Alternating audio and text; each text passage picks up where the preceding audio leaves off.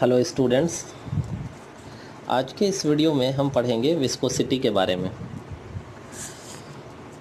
हम अपने daily life में डेली देखते होंगे कि हमारा जो शूज़ है, जूता चप्पल, या हमारे बाइक या साइकिल की टायर्स वो घिस जाती हैं। वो क्यों घिसती है? क्योंकि ये जो रोड है, रोड के ऊपर जब हम चलते हैं तो रोड और शूज़ के बीच में फ्रिक्शन लग रहा होता है।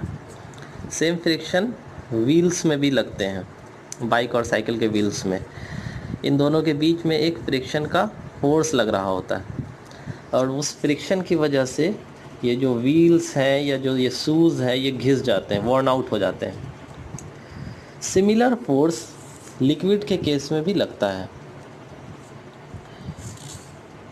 लिक्विड के डिफरेंट लेयर्स के बीच में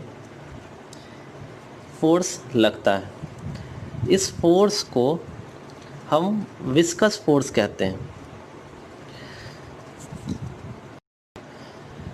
और जिस प्रॉपर्टी की वजह से ये फोर्स लगा पाता है अपने डिफरेंट लेयर्स के बीच में, उस प्रॉपर्टी को हम विस्कोसिटी कहते हैं। तो बेसिक डेफिनेशन तो हम समझ गए कि फोर्स जो लग रहा है फ्रिक्शन का लिक्विड के केस में, उसे हम विस्कस फोर्स कहेंगे। और जिस प्रॉपर्टी की वजह से लग रहा है ये फोर्स, उस प्रॉपर्टी को विस्कोसिटी कहेंगे। ये बेसिक डेफिनेशन तो हम समझ गए। थोड़ा हम कंसेप्ट विस्कोसिटी का समझने की कोशिश करते हैं। तो ये मान लेते हैं कि दो प्लेट है। एक ये प्लेट है, प्लेट 1, जो कि फिक्स है, ये मूव नहीं कर सकता है। और ये कोई दूसरा प्लेट है जो कि मूव करने के लिए फ्री टू मूव। अब इन दो प्लेट्स के बीच में हम कोई ऑयल फेंकते हैं, कोई ऑयल इंसर्ट करवाते हैं फ्लो के साथ। जैसे पाइप के अंदर पानी फ्लो करता है, उसी तरीके से हम इन दो प्लेट के बीच में ऑयल को इंसर्ट करा के फ्लो करवाते हैं। पाइप के केस में दोनों पाइप का ऊपर वाला लेयर और नीचे वाला लेयर दोनों फिक्स होता है, लेकिन इसमें जो है ये ऊपर वाला लेयर मूव करने के लिए फ्री है। अब जब हम इसको इंसर्ट करवा रहे हैं तो हम क्या देखते हैं कि ये ऊपर वाला जो प्लेट है, ये प्लेट लिक्विड के साथ मूव करने लगता है। ठीक है। अब हम क्या करते हैं, इस ऑयल को हटा करके हम हनी इंसर्ट करते हैं, हनी, शहद, और सेम फोर्स लगा करके हम इसके अंदर इंसर्ट कराते हैं। हम क्या देखते हैं कि ये जो प्लेट है वो ऑयल के कंपैरिजन में धीमे गति से चल रहा है ना। ये अगर मूव करके ऑयल के केस में यहाँ तक आया था, तो हनी के केस में ये यहीं तक रह जाएगा, यानी कि धीमे गति से चल रहा है। इसका मतलब क्या हुआ कि हनी जो है वो ज़्यादा फ्रिक्शन का फोर्स लगा रहा है। तो ज़्यादा फ्रिक्शन का फोर्स लगा रहा है, इसका मतलब हनी जो है वो ज़्यादा विस्कस है। अब ये विस्कस फोर्स जो है, इस विस्कस फोर्स यानी कि यूँ कहें कि लिक्विड के लेयर्स में जो फ्रिक्शन का फोर्स है वो डेवलप कैसे हो जाता है। तो इसे समझिए आप कि ये लिक्विड का लेयर है L1, L2 एंड L3। ये 3 लेयर हैं, तीनों आपस में इक्वल डिस्टेंस पे प्लेस है। अब ये लेयर जो है, बीच वाला ग्रीन लेयर, ये v वेलोसिटी के साथ मूव कर रहा है। ऊपर वाला जो लेयर है वो नीचे वाले लेयर से थोड़ा तेज़ी से चल रहा है। क्यों चल रहा है ये देखेंगे। ये जो नीचे वाला लेयर है ये ऊपर वाले लेयर से धीमे गति से चल रहा है। ऊपर वाला तेज़, नीचे वाला धीमे। ऐसा क्यों होता है? क्योंकि इसके जो डिफरेंट लेयर हैं, ये डिफरेंट लेयर कहीं ना कहीं आपस में सारे कांटेक्ट में हैं। और ये जो सबसे नीचे वाला लेयर है ये कांटेक्ट में होता है एक फिक्स प्लेट से।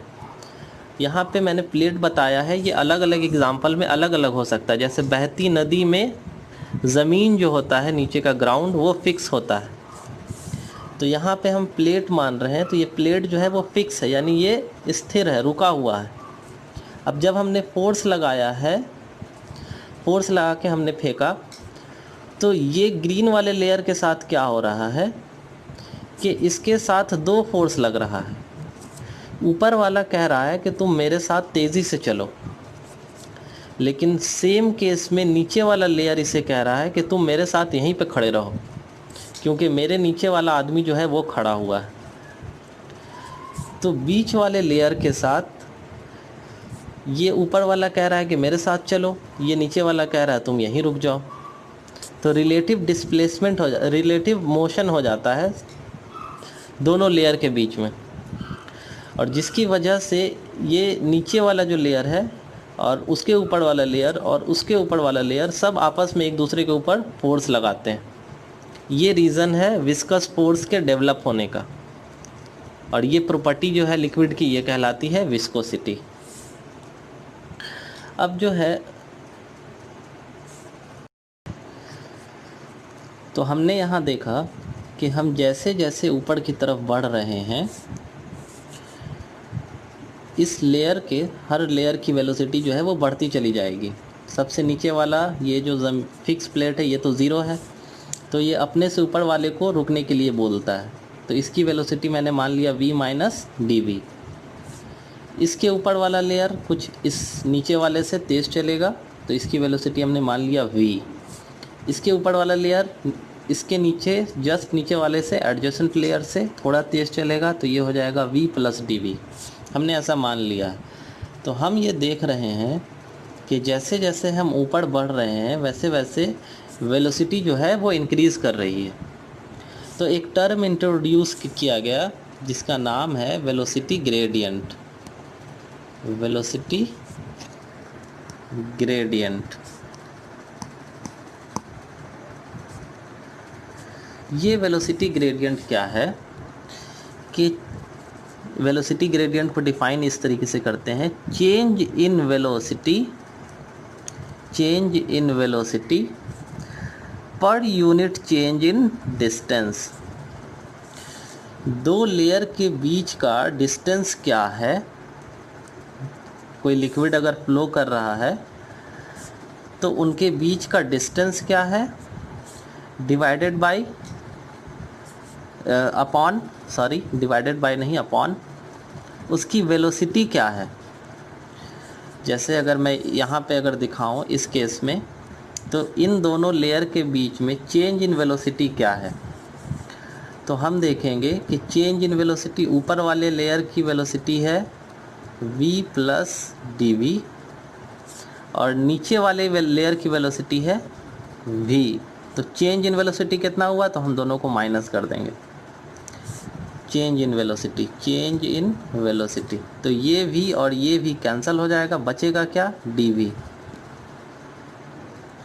चेंज इन वेलोसिटी हमें कितना पता चला, dv, और यूनिट डिस्टेंस जो है वो हमने यहाँ पे माना हुआ है कि दोनों लेयर के बीच का डिस्टेंस dx है।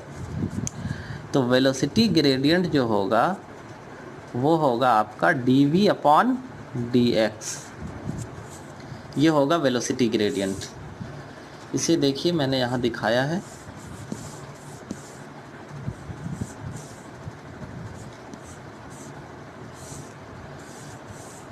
Velocity gradient is defined as the change in velocity per unit change in distance between two adjacent layers. Change in velocity dv, two adjacent layers के बीच का distance है dx। तो velocity gradient जो होगा वो होगा dv upon dx। अब velocity का यूनिट मीटर पर सेकेंड, और जो डिस्टेंस है, डिस्टेंस का यूनिट क्या होता है, मीटर। तो इसे हम जब मीटर अपॉन इसे जब हम रीअरेंज करेंगे तो यहाँ से मीटर कैंसिल होगा, और यूनिट जो बचेगा वो बचेगा 1 अपॉन s, या तो वेलोसिटी ग्रेडियंट का यूनिट हो जाएगा 1 अपॉन s। ये यूनिट होगा वेलोसिटी ग्रेडियंट का। अब जो ये फोर्स लग रहा है विस्कस फोर्स, इस फोर्स का मैग्नीट्यूड निकालने के लिए न्यूटन ने एक फार्मूला दिया। न्यूटन ने अपने फार्मूले में बताया कि ये जो फोर्स लग रहा है ये 3 चीज़ों पर डिपेंड करेगा। एक तो है कि दो लिक्विड जो साथ में फ्लो कर रहे हैं उन दोनों का साथ में कांटेक्ट कितना है, एरिया ऑफ कांटेक्ट। हम जानते हैं जो मैकेनिक्स में आपका फ्रिक्शन होता है उसमें भी जितना एरिया कांटेक्ट में होगा उतना ही ज़्यादा फ्रिक्शन लगता है ना। हम देखते हैं कि मोटे टायर्स वाले साइकिल को चलाने में हमें ज़्यादा फोर्स लगता है, जबकि पतले टायर्स को चलाने में कम फोर्स लगता है। उसी तरीके से मोटे व्हील्स वाले बाइक ज़्यादा कम माइलेज देते हैं, जबकि पतले बाइक्स जैसे कि स्प्लेंडर वो ज़्यादा माइलेज देते हैं। क्यों? क्योंकि उनके टायर्स का जो एरिया ऑफ कांटेक्ट होता है, ये जो टायर्स हैं उनके ये एरिया ऑफ कांटेक्ट जो है ये कम होता है, तो कम होने की वजह से फ्रिक्शन कम लगता है। और भी चीज़ों पर डिपेंड करता है, जैसे इंजन उनका कैसा है तो उन चीज़ों पे भी डिपेंड करता है, लेकिन ये भी एक फैक्टर है। एरिया ऑफ कांटेक्ट बढ़ जाने से मोटे टायर्स में वो 1 लीटर में कम दूरी तक जाता है, जबकि पतले टायर्स 1 लीटर पेट्रोल में ज़्यादा दूरी तक जा पाते हैं। तो पहला जो है कि फोर्स जो होगा विस्कस फोर्स वो डायरेक्टली प्रोपोर्शनल होगा एरिया ऑफ कांटेक्ट के। जितना लिक्विड का लेयर आपस में कांटेक्ट में होगा उतना ही ज़्यादा विस्कस फोर्स लगेगा। दूसरा है कि जो आपका विस्कस फोर्स होगा वो डायरेक्टली प्रोपोर्शनल होगा वेलोसिटी ग्रेडियंट के। चेंज इन वेलोसिटी, कितना चेंज हो रहा है वेलोसिटी में पर यूनिट डिस्टेंस के, यानी कि इसे ही तो वेलोसिटी ग्रेडियंट कहते हैं। तो ये विस्कस फोर्स वेलोसिटी ग्रेडियंट के डायरेक्टली प्रोपोर्शनल होगा। तो F is directly proportional to dV/dx, और इस रिलेशन से हमें पता चलेगा F is directly proportional to A, area of contact. और भी चीज़ों पर डिपेंड करता है ये विस्कस फोर्स, जैसे कि लिक्विड का टेम्परेचर क्या है, लिक्विड का नेचर क्या है, क्या वो हनी है या ऑयल है, कैसा है ना। तो इन सब चीज़ों पे भी डिपेंड करता है। तो हम इन दोनों को कंबाइन करके अगर हम लिखें, ये वाला पहला वाला निकल के आया था F is directly proportional to A, तो इसको और इसको अगर हम कंबाइन लिखें तो कुछ इस तरीके का इक्वेशन हम लिख सकते हैं। अब ये वाले टर्म को ऐड करने के लिए हमने एक कोएफिशिएंट ऑफ विस्कोसिटी का तौर पे एटा लगाया, इसे पढ़ते हैं एटा। तो ये है डायरेक्टली प्रोपोर्शनल का कांस्टेंट ईटा, और इसे हम कहते हैं कोएफिशिएंट ऑफ विस्कोसिटी। यहाँ पे नेगेटिव साइन इसलिए लगाया गया है कि एक बढ़ता है, यानी कि एरिया ज़्यादा होगा तो फोर्स ज़्यादा होगा, dV/dx ज़्यादा होगा तो फोर्स ज़्यादा होगा। यानी कि एक ये जो फोर्स है ये अपोजिट डायरेक्शन में लगता है ना। लिक्विड ऐसे फ्लो कर रहा है तो फोर्स का डायरेक्शन अपोजिट डायरेक्शन में होता है, इसलिए हम नेगेटिव साइन लगाते हैं। देखिए यहाँ लिखा है negative sign indicates that viscous force is a backward dragging force, इसलिए हम नेगेटिव साइन लगाते हैं। अब हम ईटा को अगर एक साइड कर लें इस रिलेशन से अगर हम इस रिलेशन को रीअरेंज करें तो हमें ये रिलेशन मिलेगा। अब हम मान लें कि फोर्स की वैल्यू जो है, एरिया जो है वो आपका 1 है, एरिया ऑफ कांटेक्ट जो है 1 मीटर पर स्क्वायर है, 1 मीटर स्क्वायर है, और जो आपका वेलोसिटी ग्रेडियंट है वो भी 1 है। तो ये एरिया भी 1 और dV/dx भी 1, तो eta is equal to force हो जाएगा ना। तो हम ईटा को किस तरीके से डिफाइन कर सकते हैं, coefficient of viscosity that is eta is defined as viscous force, ये F क्या है, viscous force per unit area, क्योंकि हमने एरिया 1 माना है, per unit area having velocity gradient equal to unity, क्योंकि हमने वेलोसिटी ग्रेडियंट 1 माना है। तो ये एक तरीके से velocity gradient coefficient of viscosity को डिफाइन किया गया। कैसे डिफाइन किया गया, हमने A को मान लिया 1, वेलोसिटी ग्रेडियंट को भी मान लिया 1, तो अब जो है ईटा जो हो गया वो फोर्स के बराबर हो गया।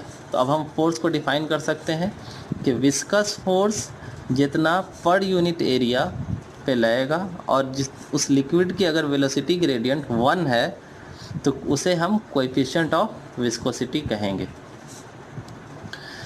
Coefficient of viscosity is defined as viscous force per unit area having velocity gradient equal to unity. इस तरीके से हम डिफाइन कर सकते हैं। अब अगर यूनिट की बात करें, कोएफिशिएंट ऑफ विस्कोसिटी की यूनिट, तो फोर्स का यूनिट न्यूटन, एरिया का यूनिट मीटर स्क्वायर, और अभी हमने देखा कि वेलोसिटी ग्रेडियंट का यूनिट जो है हमें 1/s मिला था, 1/सेकेंड। तो यहाँ पे मैंने पूरा लिखा है, वेलोसिटी के लिए मीटर पर सेकेंड और डिस्टेंस के लिए मीटर। जब हम इसे रीअरेंज करेंगे, यहाँ से मीटर कैंसिल होगा तो मीटर पर सेकेंड स्क्वायर हो जाएगा, मीटर स्क्वायर पर सेकेंड, और न्यूटन ऊपर है। तो इसे जब हम रीअरेंज करेंगे तो हमें कोएफिशिएंट ऑफ विस्कोसिटी का यूनिट मिलेगा न्यूटन सेकेंड पर मीटर स्क्वायर। न्यूटन सेकेंड, इसे हम इस तरीके से भी लिख सकते हैं, न्यूटन सेकेंड पर मीटर स्क्वायर, वही चीज़ लिखा है यहाँ। तो इस तरीके से ये कोएफिशिएंट ऑफ विस्कोसिटी था।